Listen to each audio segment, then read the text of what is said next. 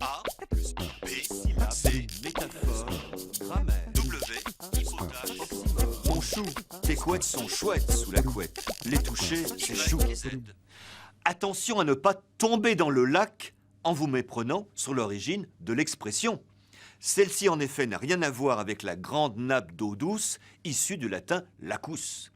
Lacheus, dans cette langue, désignait une cordelette. Il était souvent employé pour la chasse au sens de piège. Il a donné l'ancien français latz, qui désignait un cordon, et par suite un filet, un piège. Le terme a subsisté en dérivation. D'une part, le diminutif lacet, en passementerie ou en topographie, virage en lacet. D'autre part, le composé entre la, ornement formé de motifs entrelacés.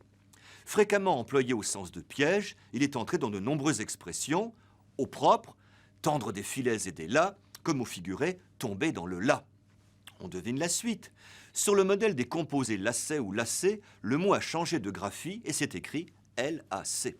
Comme c'est souvent le cas en français, la prononciation a suivi. Et l'on prononce aujourd'hui fautivement, selon les puristes, tendre des lacs, les entrelacs de l'art musulman.